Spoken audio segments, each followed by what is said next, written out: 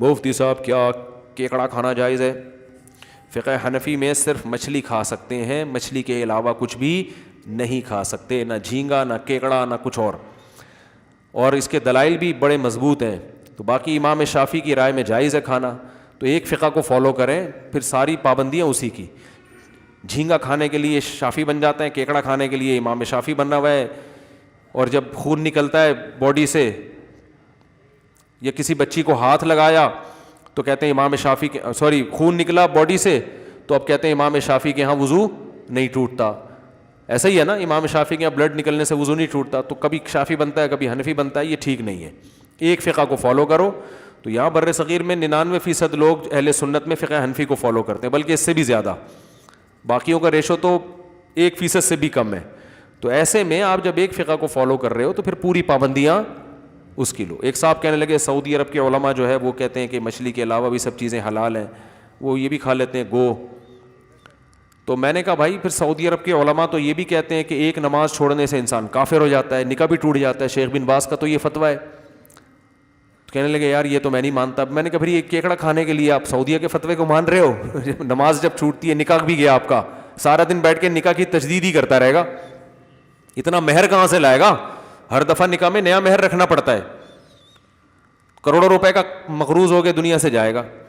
تو ایک فقہ کو فالو کرنا چاہیے، چاروں فقہ درست ہیں لیکن فالو کس کو کرنا ہے؟ ایک۔ تو فقہ حنفی کو جب فالو کر رہے ہیں آپ تو پھر میرے بھائی امام حنیفہ کے دلائل اس میں بڑے مضبوط ہیں، کیونکہ حدیث میں آتا ہے احلت لنا میتتان السمک والجراد، دو مردار ہمارے لیے حلال ہیں، ایک مچھلی اور ایک ٹڈی۔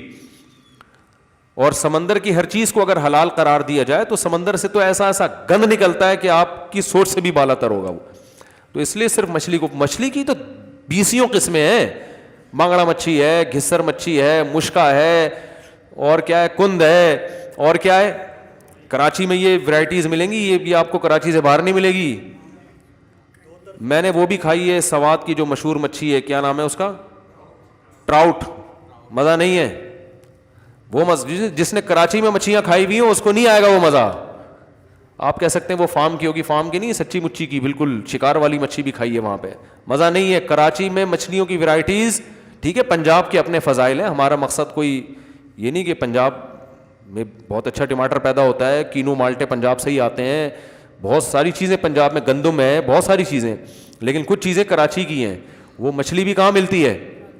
اتنے بڑے بڑے سمندر سے آپ دیکھو پیس نکلتے ہیں، اور ذائقہ دیکھو کیسا ہے، ٹائٹ خاندانی۔ جب آدمی مچھلی خریدنے جاتا ہے سمجھ میں نہیں آتا کون سی خریدے، اتنی 20 قسم کی، ہر مچھلی کا ٹیسٹ الگ، ہر ایک کے فضائل الگ۔ گھسر مچھی سالن پکانے کے کام آتی ہے، اس میں آئل ہوتا ہے، الگ سے آئل ڈالنے کی ضرورت بول لو بھائی نہیں۔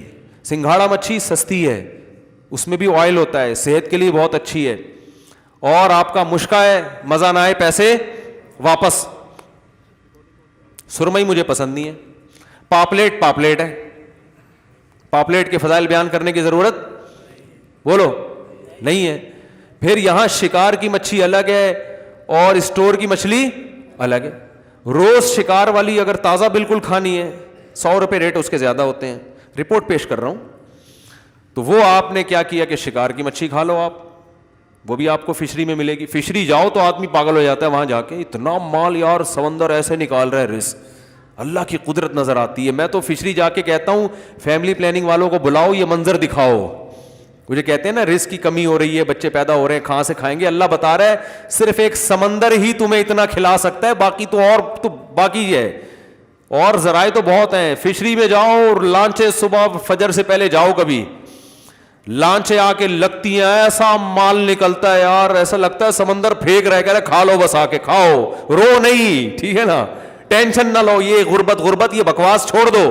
سمندر بزبان حال بتاتا ہے، آ جاؤ لے جاؤ، یہ سرمئی کی لاٹ نکل رہی ہے، یہ پاپلیٹ کی لاٹ کی لاٹ کیسے لگی ہوئی ہوتی ہے وہاں پہ، ایسا مزہ آتا ہے۔ میں تو ویسے ہی بھی جاتا ہوں فشری، بتا کے نہیں جاتا کہ سب لوگ پہنچ جاتے ہیں، پھر تو ویسے ہی جاؤ، اتنا مزہ آتا ہے یار، اللہ کی طرف سے کیسا انتظام ہے۔ تو سمندر نے کبھی نو نہیں کیا، نہ نہیں کیا، جب آپ نے اس سے رزق مانگا ہے کبھی اس نے نہیں کہا کہ میرے پاس رزق ختم ہو گیا ہے، نہ نہ نہ نہ نہ۔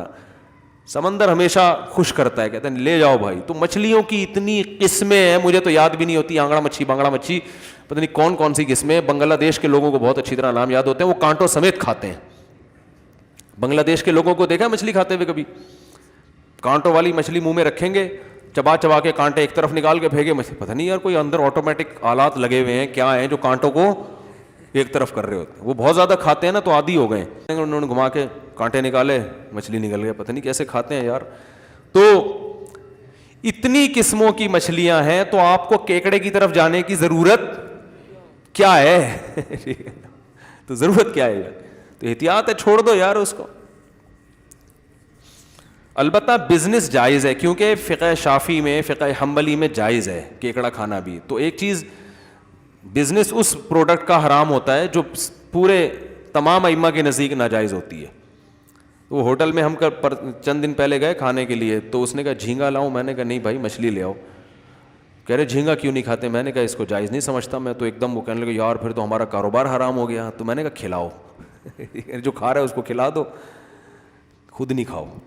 تو بزنس اس لیے جائز ہے. لوگ یہ بھی کہتے ہیں ایک چیز ناجائز بھی ہے, اس کا بزنس کیسے جائز ہو گیا؟ کیونکہ ناجائز اتفاقی نہیں ہے.